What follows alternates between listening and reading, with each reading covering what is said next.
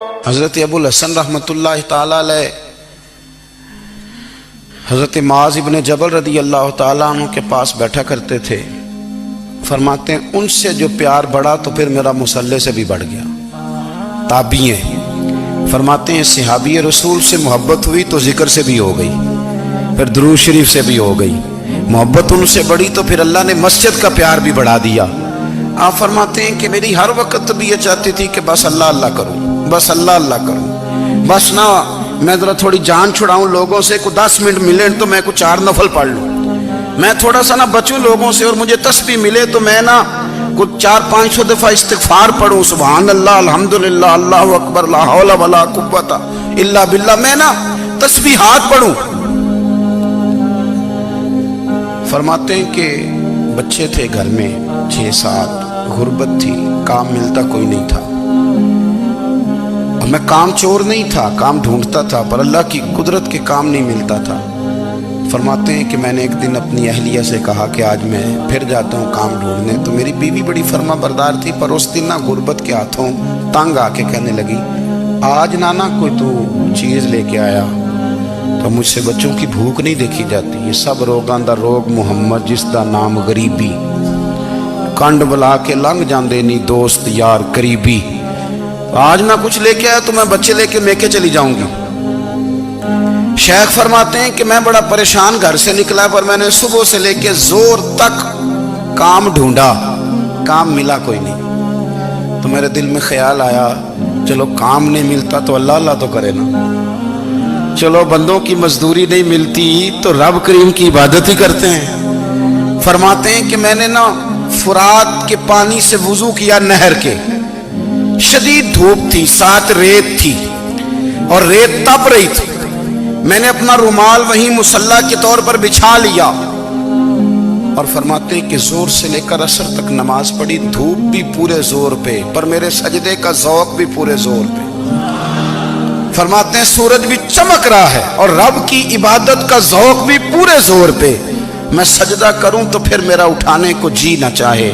میرے استاد لکھا کرتے تھے، یہ ان کا شعر ہے، وہ کہا کرتے تھے مجھے سوز دے، مجھے ساز دے، اور مجھے نیم شب کا نیاز دے، دم سجدہ خود کو میں توڑ دوں، مجھے ایسا ذوق نماز دے، اور میں تیری بہار کا پھول ہوں، میں کھلا بھی ہوں تو تیرے لیے، مجھے میری شاخ سے توڑ لے، مجھے اپنی زلف کا ناز دے۔ بھائی فرماتے ہیں کہ عصر تک میں نے نفل پڑھے، دل ڈھلنے لگا، عصر کی نماز پڑھی اور میں وہاں سے چلا۔ اب میں جب نکلنے لگا تو دل میں خیال آیا کہ چھوٹی چھوٹی دیواریں ہیں گھر کی، بغیر کچھ لیے جاؤں گا تو بیوی دور سے دیکھے گی تو شور کرے گی کہ پھر خالی ہاتھ آ گیا ہے۔ کہتے میں نے اپنی اسی رومال میں جس پہ میں نے نماز پڑھی تھی نا، رومال میں کی آخی دے پنجابی جسافہ کہتے ہیں، اسی میں نا میں نے کچھ ریت بھر لی کہ وہ دور سے دیکھے گی تو سمجھے گی کچھ لے کے آیا ہے، چلو جا کے اسے بتا دوں گا کہ آج پھر مزدوری نہیں ملی۔ کہتے ہیں وہ ریت لے کر جب میں گھر میں گیا تو پہلے بیوی دروازے پہ کھڑی ہوتی تھی، پوچھتی تھی خالی ہاتھ آ گئے ہو؟ آج میں نے دیکھا تو ہے ہی کوئی نہیں۔ فرماتے ہیں میں اندر داخل ہوا، سلام لیے، کونے میں میں نے وہ رومال رکھ دیا اور میں نے آواز دی کہ بھلی مانس کہاں ہو؟ تو وہ کہنے لگی آپ منہ ہاتھ دھو لیں، میں روٹی لے کے آئی۔ میں نے کہا روٹی کہاں سے آ گئی؟ یہاں تو کئی دنوں کے فاقے، تو کئی دنوں کی غربت ہے، یہاں تو اس گھر میں تو فقیری ہے۔ فرماتے ہیں کہ وہ روٹی لے کے آئی، اور اس وقت کی جو موجودہ نعمتیں تھیں، سمجھ لیں سلاد اچار ہر چیز ساتھ لائی۔ میں نے کہا کہ بچے کہاں گئے؟ کہنے لگی وہ کھانا کھا کے کھیلنے گئے، آپ کھانا کھا لیں آ جاتے۔ کھانا اس نے چن دیا۔ میں نے حیرت انگیز لہجے میں ساری نعمتیں اپنے دسترخوان پہ دیکھ کر کے بیوی سے پوچھا یہ کہاں سے آیا کھانا؟ بچوں کو تو نے کہاں سے کھانا کھلایا؟ یہ سارا کچھ کیسا ہے؟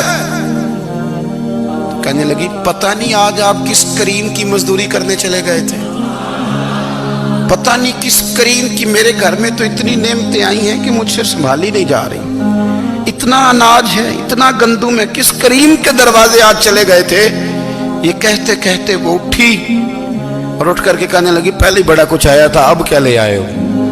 اور جا کر کے نا اس نے وہ ریت والا رومال کھولا, کہنے لگے میں تو لے کے آیا تھا ریت, تو میرے رب نے اسے بھی سونے اور ہیرے بنا دیا تھا. جب آپ کی توجہ اللہ کی جانب, میرے نبی پاک صلی اللہ تعالی علیہ وسلم نے فرمایا ہر چیز اپنے رب سے مانگ, ہر چیز مانگ, ہر چیز مانگ. یا رسول اللہ کیا کچھ؟ میرے محبوب نے فرمایا تیرے گھر میں نمک بھی ختم ہو جائے تو وہ بھی اپنے رب سے مانگا کر. تو مانگنا, وہ تجھے دے گا, تو اس کی بارگاہ میں کشکول طلب دراز تو کرنا. اور ترمذی شریف میں عجیب لفظ ہے, رسول کائنات نے فرمایا, رب کریم فرماتے ہیں جب میرا بندہ ہاتھ اٹھاتا ہے نا تو مجھے حیا آتی ہے کہ میں خالی کیسے لوٹا دوں اس کے. اتنے بڑے بادشاہ کی بارگاہ میں, او بھائی لوگوں سے عزتیں تلاش کرتے ہو تو وہ کیا تمہیں عزت دیں گے؟ وہ تو کل اچھا کہتے ہیں پرسوں برا کہنے لگ جاتے ہیں. لوگوں کے سامنے گڈ بک میں آنا چاہو گے تو وہ تو سویرے تمہارے بارے میں کچھ کہیں گے, شام کچھ اور کہیں گے. اپنی روحانی زندگی آباد کریں, اپنے مسلح کو وقت دیں, اور دنیا سے چھپ کر اس موبائل کو بند کر کے اور اپنے آپ سے بھی چھپ کے اور تنہا ہو کے چھپا کے سارا کچھ اپنے آنسو اپنے رب کی بارگاہ میں پیش کریں, اس کے حضور حاضری دیں. سنو نا ترمذی کی حدیث, اور اسے یاد رکھنا, نبی پاک علیہ السلام نے فرمایا اپنے دکھ لوگوں کے سامنے نہ بیان کرنا, سیٹھوں نوابوں کو نہ بتاتے پھرنا, دنیا داروں کے سامنے جا کے نہ رونا کہ میں تکلیف میں ہوں. فرمایا اگر دنیا داروں کو دکھ بتاؤ گے رب تمہیں کبھی غنی نہیں کرے گا. اور لوگ ہیں کہ الٹا مذاق اڑائیں گے. آپ کی جس سے بڑی پکی یاری ہے نا, پکی, وہ تب تک پکی ہے جب تک آپ نے 50,000 مانگا نہیں. اور جس وقت آپ نے کہہ دیا کہ میں مجبور ہوں میری مدد کر, تو پھر ختم ہو گئی دوستی.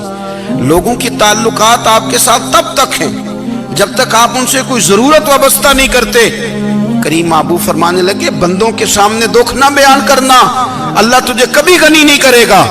تو اپنے دکھ اپنے رب کو بتا, تو دعائیں مانگ, تو اس کی بارگاہ میں حاضر ہو, تو اس کے حضور عرض کر.